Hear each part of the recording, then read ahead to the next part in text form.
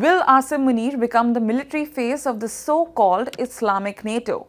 Turkey has just revealed new details about the Saudi-Turkey-Pakistan Mecca Defense Pact, and one detail stands out. The three countries' military chiefs will sit inside its governing structure. There will be military committees, political committees, regular high-level meetings, and a permanent secretariat in Saudi Arabia. Pakistan brings something the other two do not have: nuclear weapons. Munir already sits at the top of Pakistan's entire military structure. So the question is, how real is this Islamic NATO command chair? Could Munir eventually command this new alliance? What did Turkey say about this new military seat in the alliance? And more importantly for India, what happens if Pakistan invokes the pact against Delhi?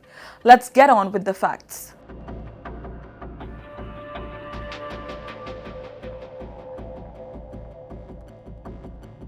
On August 7th, Saudi Crown Prince Mohammed bin Salman, Turkish President Recep Tayyip Erdogan, and Pakistan's Prime Minister Shehbaz Sharif signed the Mecca Joint Defense Agreement.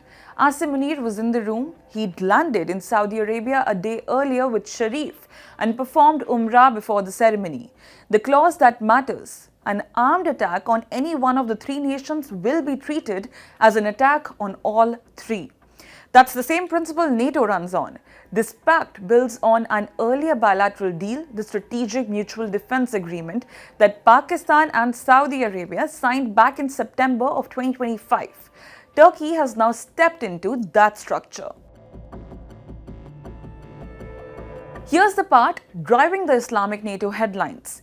Turkish officials have described the Mecca Pact as based on collective deterrence, cooperation on security, defense, joint defense industry projects, and counter-terrorism.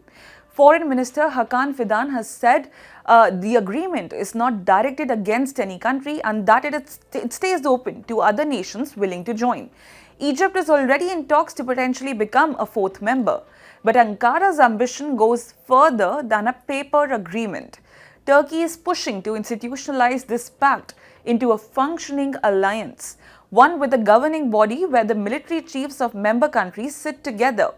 Now, this is the detail turning a defense agreement into something resembling an actual command structure. And it is Turkey driving this push, using its position as NATO's second largest military to shape how this alliance eventually runs. So does that put Asim Munir in a commander's chair?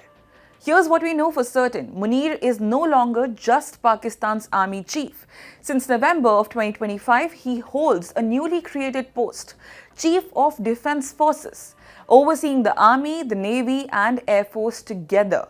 Appointed for a fixed 5-year term with sweeping legal powers, including immunity from arrest.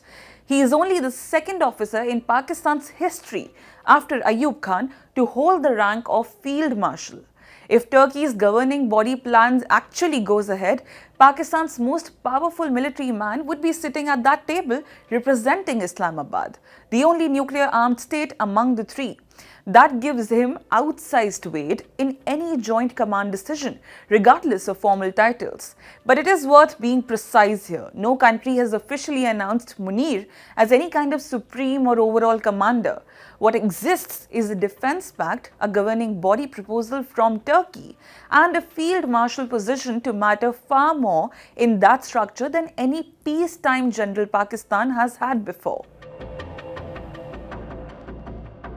Now, this is where Turkey has provided another crucial detail.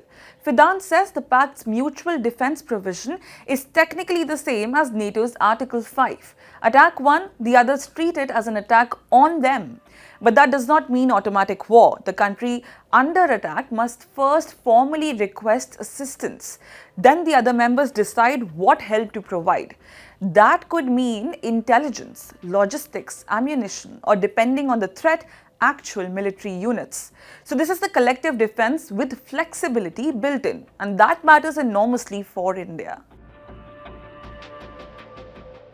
So will Asim Munir become commander of an Islamic NATO? Turkey has not said that, and there is currently no such position. But Turkey has said something potentially more consequential. Military chiefs will be part of the alliance's governing machinery. Pakistan's top military officer already sits above all three Pakistani services. He helped discuss the regional security architecture behind this pact. And Pakistan brings the alliance's only nuclear arsenal. That gives Munir leverage even without a grand title. For India, therefore, the question is not whether Munir gets a new badge tomorrow. It is whether this pact develops an integrated military command the day after. Because if it does, the fight will begin over who leads it. And Asim Munir will almost certainly want Pakistan sitting very close to the head of that table. The old rules are breaking. Alliances are shifting. Apologize again to the victims of the paedophile Jeffrey Epstein. Wars are redrawing maps. Oil routes can shake economies overnight. One election in America can impact markets in Mumbai. No tax on tips. One move by China can alter the balance in Asia. One conflict in West Asia can hit every Indian household. This is no longer a distant story. This is our story. Your story. Because for the first time in decades, India is not watching from the sidelines. India is rising. India is negotiating. India is balancing rivals. India is building military strength. India is shaping trade routes. India is becoming central to the new global order. And yet, most global news is still told through someone else's lens. Washington's lens, Beijing's lens, London's lens. But where is India's lens? Where is the platform that explains the world from our perspective? Welcome to India's Axis, a new destination for geopolitics, strategy and power seen through India's eyes. From Neighborhood Watch to the biggest global stories that matter to you.